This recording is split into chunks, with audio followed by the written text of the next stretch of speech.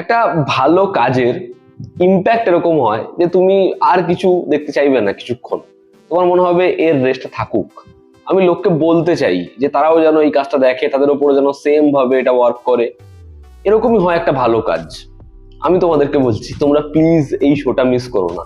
পেদ্দি দেখে আমি যতটা ক্লান্ত ছিলাম, আমি এই শোটা কমপ্লিট করার পর আমার মন ভালো হয়ে গেছে। আমি চাই তোমরা ওই শোটা দেখো, এই লেভেলে তোমরাও মজা পাও। শোটার নাম কি? শোটার নাম হচ্ছে made in India Titan story, যেটা এসেছে অ্যামাজন এমএক্স প্লেয়ারে। অ্যামাজন এমএক্স প্লেয়ারের নাম শুনে আমি জানি তোমরাও বুড়ো কোচকাচ্ছ, আমিও কুচকেছিলাম, কিন্তু ট্রাস্ট মি গাইস, তোমরা এই শোটা দেখো। কারণ Netflix, Sony LIV, Amazon Prime তারা কম্বাইন ভাবে যে কাজ দেয়, এটা ফ্রিতে ফ্রিতে তোমাকে তার থেকে বেটার কিছু প্রোভাইড করছে। একটু অ্যাড আছে, সহ্য করে নাও। টোটাল আছে 6টা এপিসোড, যেখানে প্রত্যেকটা এপিসোডের ডিউরেশন মোটামুটি 50 মিনিট থেকে 1 ঘন্টা টাইম লাগবে আমি জানি। আমি কাল রাতে 2টো এপিসোড দেখেছিলাম, এখন আমি 4টে এপিসোড দেখলাম। এবং কি শো বানিয়েছে, কি দারুণ একটা সিরিজ বানিয়েছে, আমার ব্যাপক লেগেছে। গল্পটা আমি একটু করে বলছি। তো গল্পটা শুরু হচ্ছে 70s এর সময়, যখন জেআরডি টাটা তারা একটা প্রজেক্টে লসে রয়েছে, এবং সেখানে একজন আসছে যে আবার টাটাতে ফিরছে, যার নাম হচ্ছে জি। পুরো নামটা আমি উচ্চারণ করতে পারবো না, দেশাই বলছি, জিম সার্ভের ক্যারেক্টারটা। সে আসার পরে এই যে ওয়াচ, এই যে টাইটান, মানে আমরা প্রত্যেকে, আমার মনে হয় টাইটানের ঘড়ি আমাদের ডেফিনেটলি বাড়িতে কারো রয়েছে বা আমরা পড়েছি। তো এই টাইটানের লেগাসি কি, এটা কিভাবে শুরু হয়েছে, এই পথ চলা কিরকম ভাবে ছিল, এই গল্পই বলছে এই শোটা। তোমাদের দেখতে হবে সিরিজটা, প্লিজ প্লিজ এই শোটা দেখো। সিরিজের পজিটিভ দিক, নেগেটিভ দিক, আমার কাছে এই শোয়ের জন্য কোনো নেগেটিভ দিক নেই। সিরিজের যদি পজিটিভ দিকে আসি, প্রথম পজিটিভ দিক হচ্ছে একটা গল্প কিভাবে বলছে। প্রত্যেকটা এপিসোড এতটা এনার্জেটিক, এতটা সেটা মোটিভেশন প্রোভাইড করছে। সেখানে কিন্তু হারাও দেখাচ্ছে, সেখানে জেতাও দেখাচ্ছে, বন্ধুত্ব দেখাচ্ছে, এবং এরকম ভাবে ইনফরমেশন এত সহজ ভাবে জিনিসপত্র আমাদেরকে প্রোভাইড করছে, যেটা অ্যামেজিং। একদম শুরুতে জিম সার্ভের যে ইন্ট্রোডাকশনটা হয়েছে, যে সেখানকার যারা লেবার, যারা হচ্ছে ওয়ার্কার, তারা প্রোটেস্ট করছে। এবার এই যে কোম্পানির বাইরে তারা প্রোটেস্ট করছে, সেখানে জিম সার্ভ এসে বলছে তোমরা যদি আজকে প্রোটেস্ট করো, তাহলে কালকে এই বৃষ্টির জন্য শরীর খারাপ হলে তোমাদের হয়ে দাঁড়াবে কে? ছাতা নাও, ছাতা নিয়ে প্রোটেস্ট করো, এবং ইংলিশে বলো। কারণ ভেতরের লোকেরা হিন্দিতে বলতে চায়, কিন্তু ইংলিশ ছাড়া কিছু শুনতে চায় না। এটা একটা ইন্ট্রোডাকশন। এবার তুমি বলো তুমি এই শোটা দেখতে বসবে কিনা।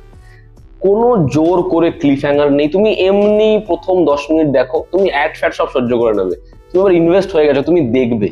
তো যেভাবে গল্পটা বলেছে, যেরকম স্ক্রিন প্লে, দারুণ, জাস্ট দারুণ।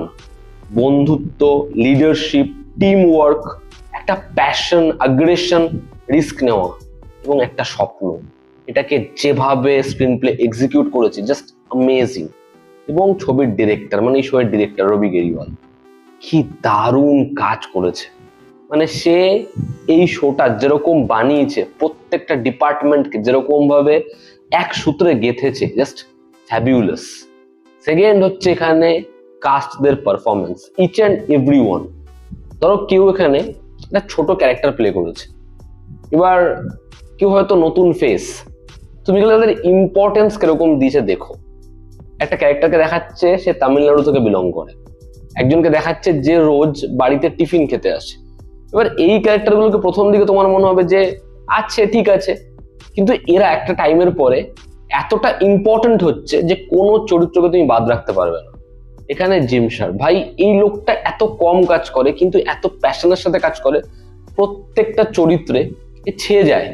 কি দুর্দান্ত কাজ করেছে। এখানে যে আকাশের চরিত্র অভিনয় করেছে, মানে তুমি ক্যারেক্টারটা মনে রাখবে যে সত্যি এই পরিবারের মাও এরকম ভাবেও প্রবলেম সলভ করে। একটা জাপানের সিকোয়েন্স রয়েছে, ওর যে শেষের স্পিচটা না, তোমরা মনে রাখবে, এরকম এরকম সিকোয়েন্স রয়েছে। এখানে যে হচ্ছে মার্কেটিং হেড পরবর্তী সময়ে যে আসে, তার তুমি প্রত্যেকটা স্টেটমেন্ট দেখো, তার যে এন্ট্রির পোর্শনটা তুমি দেখো, তোমার মনে হয় ভাই ক্যারেক্টার এত সুন্দর ডিজাইন করা যায়। এখানে আগের যে মার্কেটিং হেড, এখানে হচ্ছে যে ইঞ্জিনিয়ার, প্রত্যেকের কাজ জাস্ট দারুণ। এবং এদের প্রত্যেকের যে গার্ডিয়ান নাসিরুদ্দিন সাহাব, তার ক্যারেক্টারটা যেভাবে সে প্লে করেছে, যে আর ডি টাটা, যেরকম তার হাঁটা চলা, আর লুক তো মানিয়ে গেছে ছেড়ে দাও, যেভাবে ক্যারেক্টারটা আসে প্রত্যেকটা জায়গাতে, তোমার ভালো লাগবেই লাগবে। পারফরমেন্স প্রত্যেকের দারুণ। এই শোয়ের ট্রিটমেন্ট 70s 80s এর গান যেরকম ভাবে ব্যবহার করেছে, যে কোনো একটা প্রপার সিকোয়েন্সের আগে যেরকম ভাবে সেটা 3.4 রেশিওতে থাকছে এবং সেখানে প্রচুর গ্রেন, তোমার মনে হবে একদম আমরা 70s বা 80s এর সময় দেখছি। তারপর অ্যাসপেক্ট রেশিওটা চেঞ্জ হয়ে যাচ্ছে। এবার ওই যে প্রত্যেকটা সিকোয়েন্সে তোমাকে এরকম ভাবে ঢুকিয়ে দিচ্ছে, এরকম ভাবে প্রত্যেকটা সিকোয়েন্সে তোমাকে পাঠিয়ে দিচ্ছে ওই জোনটায়, আমার দারুণ লেগেছে, জাস্ট টেরিফিক। যেরকম লাইটিং, সেরকম কালার, সেরকম ভাবে শুট করেছে, এত যত্ন নিয়ে কাজ করা।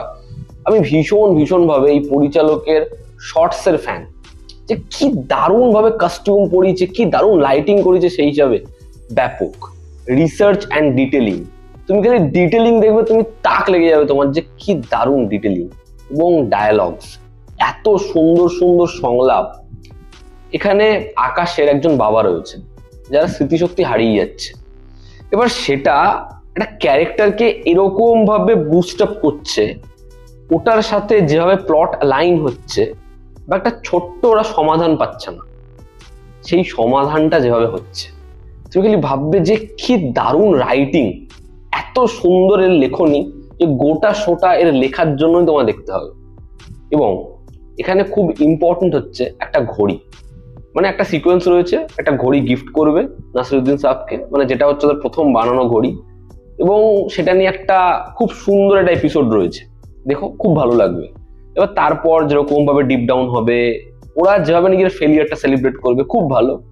একদম শেষ ভাগে তোমাদের মনে হবে কেন ঘড়িটা দেখাচ্ছে না, যেটা ওরা ক্রিয়েট করেছে, ওটার ক্লোজ এন্ড এমন দিয়েছে তোমার চোখ ধাঁধিয়ে যাবে ভাই, সত্যি। এবং আইকনিক মোমেন্টস, অ্যাডভার্টাইজমেন্ট, ওই যে টাইটানের মিউজিক, এগুলোকে এভাবে ব্যবহার করেছে না গোটা সিরিজটা, তোমার সামনে যেন মোমেন্টস, সেই সময়কাল এভাবে তুলে ধরছে, তুমি না দেখলেও, সেই টাইমে তো আমরা কেউ ছিলাম না, কিন্তু তোমার মনে হবে যেন আমরা একটা ডকুমেন্টারি দেখছি, কিন্তু সেটা ভীষণভাবে ফিল্মি, যে কারণে তার ইনফরমেশন গুলো প্রত্যেকের জন্য ভীষণভাবে সহজবোধ্য, বোধগম্য হয়ে যাবে। তো ওভারঅল আমার একটা দারুণ সিরিজ মনে হয়েছে এটাকে। আমি বলবো এটা এবছরে আমার দেখা বেস্ট শো। তোমরা ভুল করেও এই শোটা মিস করো না। যেরকম স্ক্যাম 1992, যেরকম রকেট বয়েজের বাজ হয়েছিল আসার পরে, ব্যাপক ওয়ার্ড অফ মাউথ, লোকে দেখে দেখে দেখে অ্যাপ্রিসিয়েশন পেয়ে সেই শোগুলো পরবর্তী সময় ল্যান্ডমার্ক ক্রিয়েট করেছে। আমার মনে হয় এই শোটা ঠিক সেটাই রিপিট করতে চলেছে। তোমরা যারা দেখে নিয়েছো অলরেডি, তোমাদের কি অপিনিয়ন জানিও। জনতা আমাদের পাশে আছে, আবার দেখা হচ্ছে। Take care.